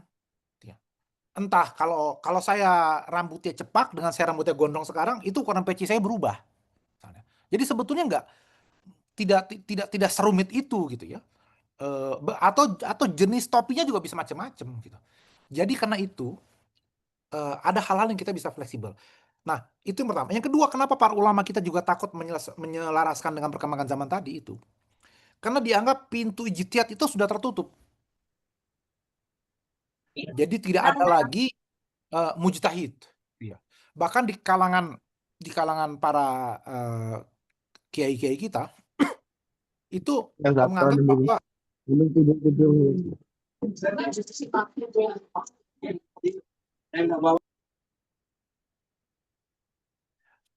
di kalangan para kiai kita itu menganggap bahwa kami itu bukan mujtahid. Misalnya, saya waktu menulis tesis master tentang ijtihad jama'i, saya sowan kepada ajengan Ilyas Ruhyat, waktu itu Rois Am PBNU.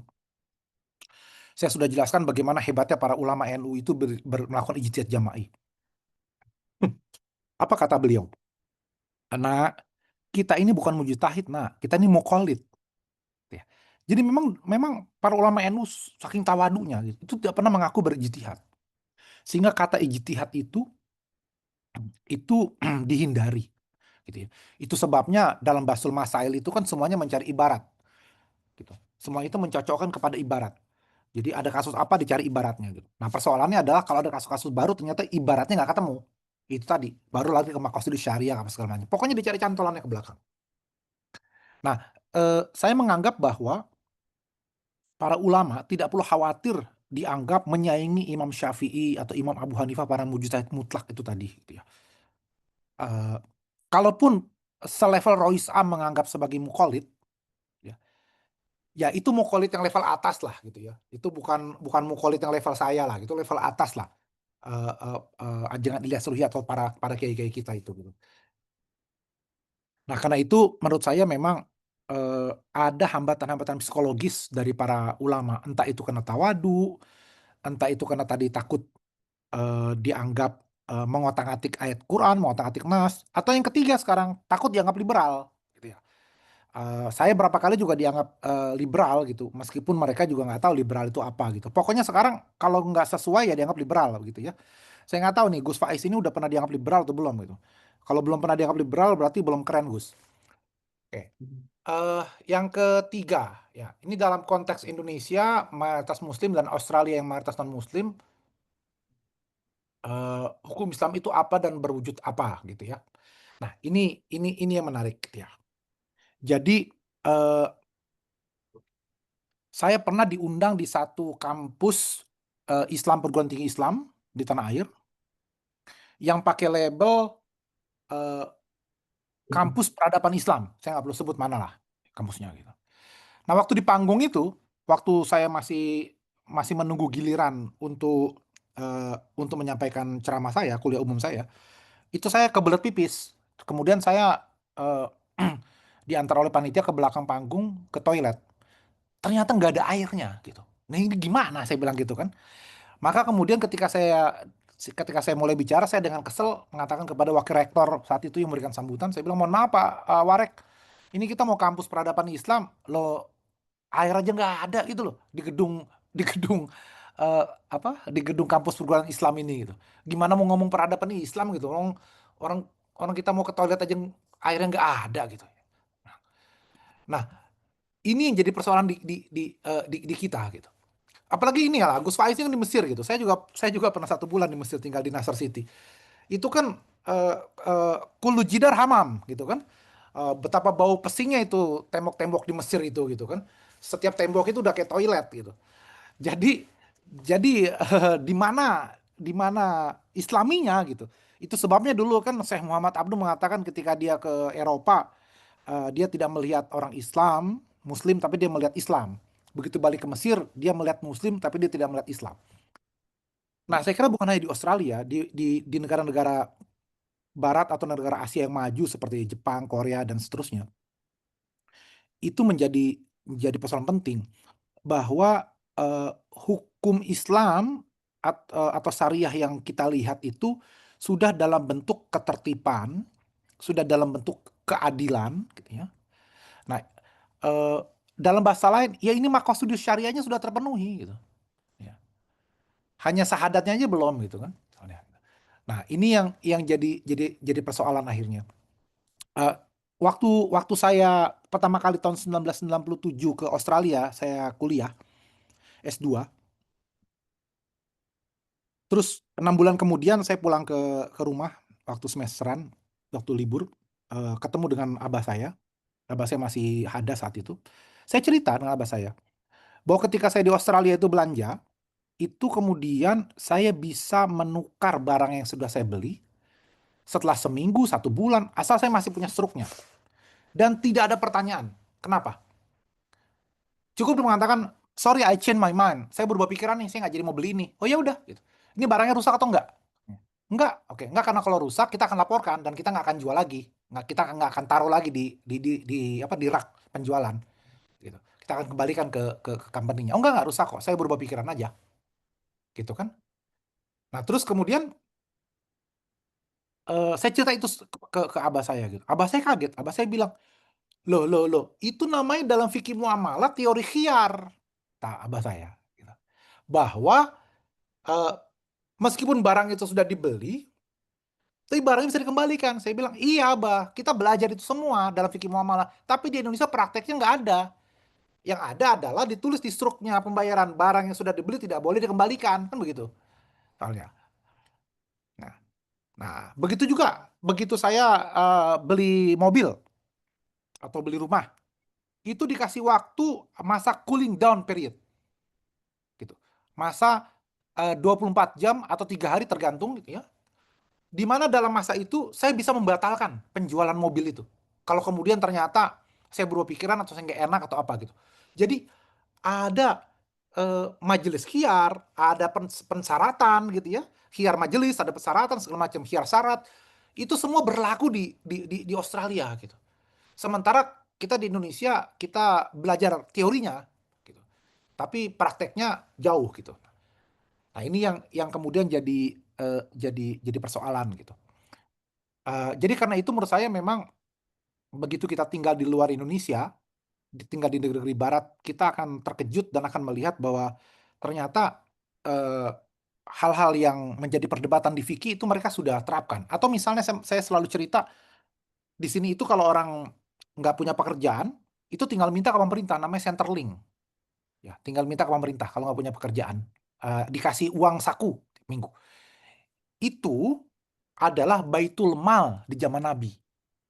Ya. Kita punya konsepnya Baitul Mal menjadi negara kesejahteraan welfare state, ya, tapi nggak pernah ngelihat bentuknya seperti apa. Saya baru di Australia baru tahu, oh ini loh yang dilakukan oleh Nabi dulu zaman pakai Baitul Mal itu. Jadi kamu nggak perlu mencuri kalau kamu butuh makanan atau apa. Kalau kamu nggak punya pekerjaan, kamu tinggal minta ke pemerintah, ada Baitul Mal. Di sini juga gitu, ada namanya Centerlink. Gitu. Nah, hal-hal semacam itu justru diterapkan di Australia. Sementara kita belajar kita fikih, ya kita teorinya saja kita tahu seperti itu. Prakteknya di negeri kita nggak kayak gitu ya. Jadi kalau di negeri kita itu kalau sudah bicara ekonomi syariah, yang dibahas adalah riba atau nggak riba. Muter aja di situ. Sementara kalau di negeri Australia itu sudah bicara hak-hak konsumen. Tadi majelis khiyar, ada apa? Itu ekonomi syariah. Ada namanya pelayanan purna jual. Beli iPhone, maka kemudian ada waktu garansi. saya beli mobil bekas, itu penjualnya cerita dengan sangat detail. Ini mobilnya penyok di sini, ini mobilnya baru saya ke bengkel, begini segala macam. Kok udah cerita gitu ya. Ini sudah ada etika gitu. Nah sekarang tinggal saya mau beli atau enggak gitu. Sudah ada hak konsumen. Nah kalau di kita kan enggak. Gimana bisa ngakalin, orang beli duren aja susah kok gitu. Ini duren disuntik atau enggak gitu ya. Nah ini repot kita. Gitu. Sementara orang di sini sudah nggak lagi bicara soal-soal tadi itu riba nggak riba, mereka sudah bicara hal-hal yang sangat substantif. Saya kira itu. Nah ini nanti bisa topik tersendiri itu bagaimana penerapan hukum Islam di Australia. Saya banyak cerita soal itu. Ya. Gitu Gus. Baik, terima kasih Prof atas jawaban-jawabannya. Kita kembali ke penanya langsung. Kami persilahkan ke Mas Sofiuddin, belum ya tadi ya? Belum. Ya, Ini kami- izin satu orang aja ya Gus ya. Udah mau jam 12 malam soalnya di sini. Oh, siap, Prof. Ini berdasarkan request dari narasumber. Kesempatan untuk penanya yang langsung hanya satu orang, yaitu Mas Sofiuddin. Kepada Mas Sofiuddin kami persilakan.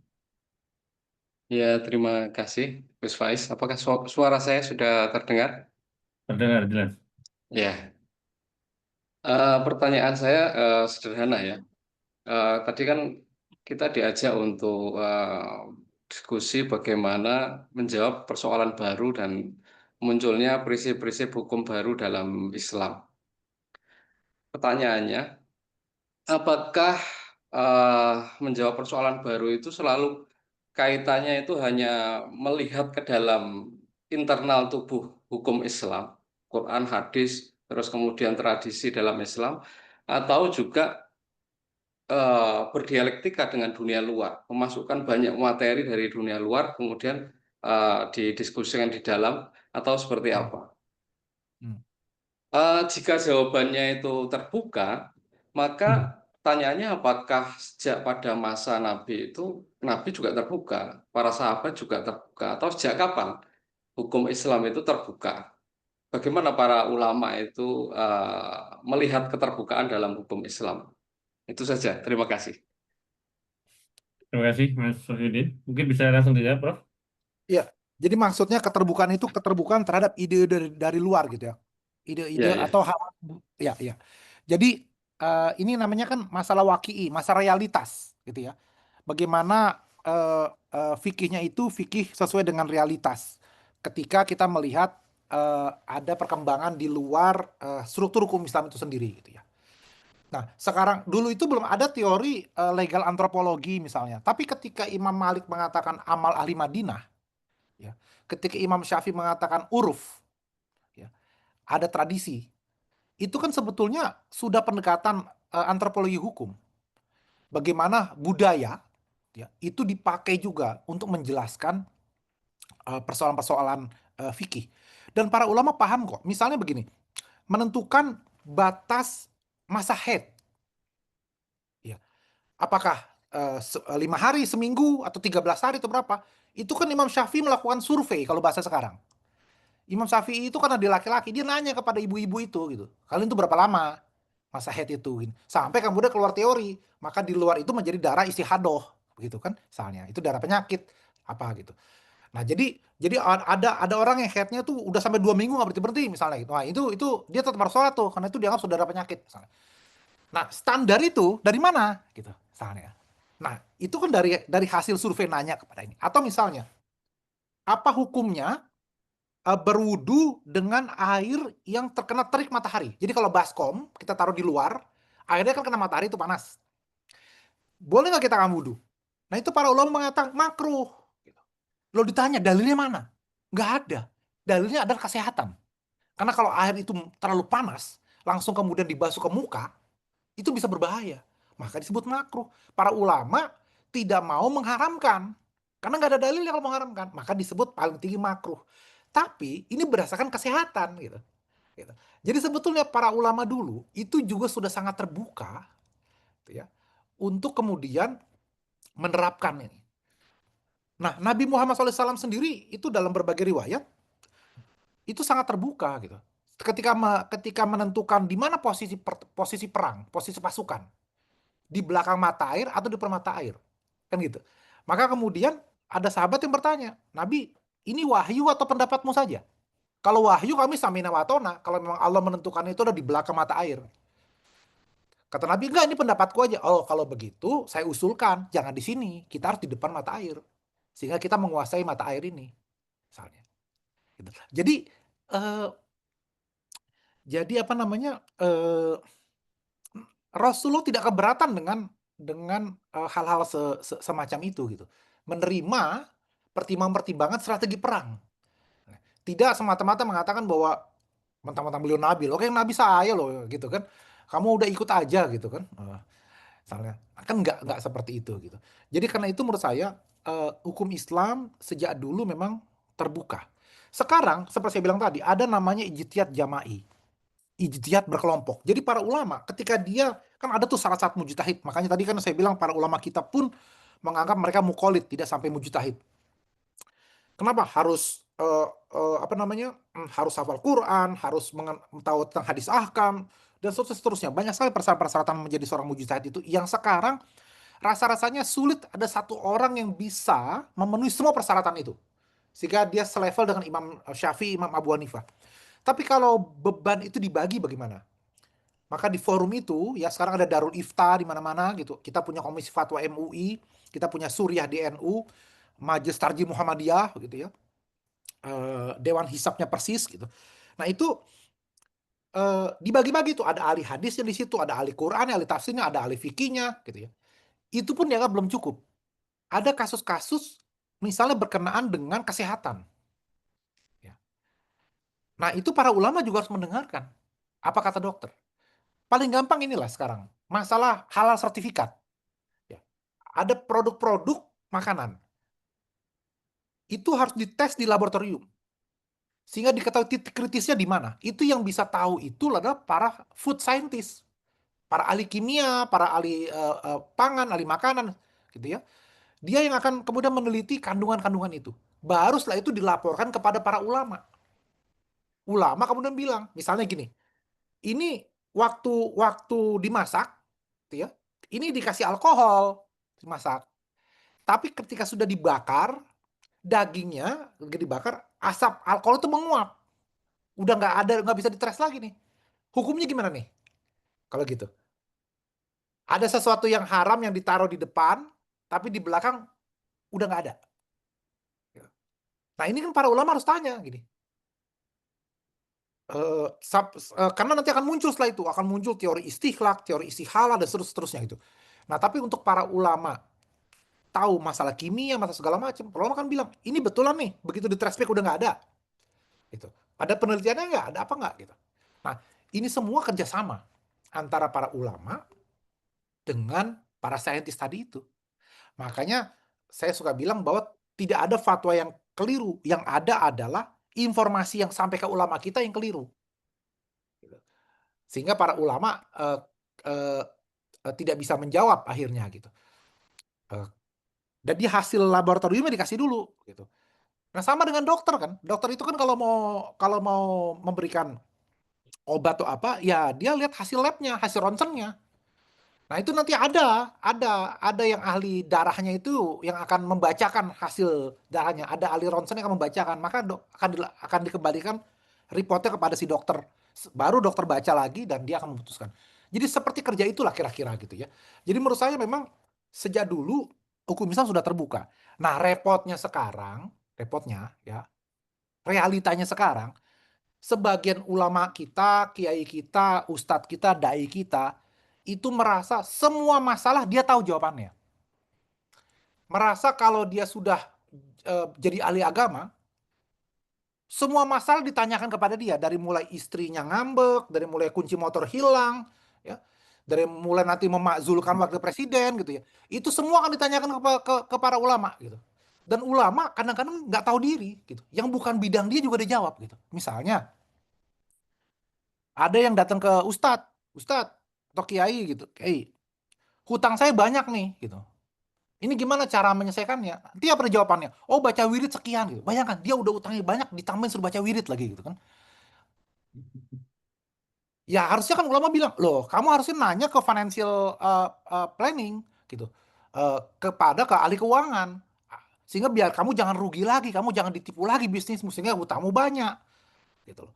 Jadi yang wirid ya saya kasih wirid ini gitu. Tapi jangan stop di wirid. Gitu. Kamu harus kemudian tanya kepada ahli ahli keuangan. Kamu konsultasi ke sana biar bisnis kamu nggak ditipu terus, nggak sehingga kamu bisa bangkit dari keterpurukan. Karena harusnya begitu. Tapi ini kan enggak. Yang masyarakatnya juga merasa bahwa semua masalah selesai dengan agama. Para kiai yang merasa mengetahui agama, ya semua masalah dijawab gitu kan.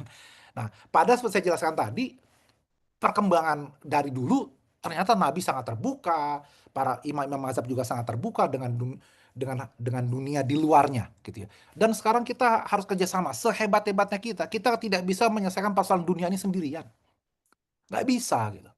Itu kita harus kerjasama dengan para ahli. Nah, PCI ini saya kira punya modal besar. Kenapa? Karena yang ahli agama seperti Gus Faiz ada di Mesir. Nanti teman-teman yang di Yaman, di Maroko, di Tunisia, di Saudi, ini juga ahli-ahli semua nih.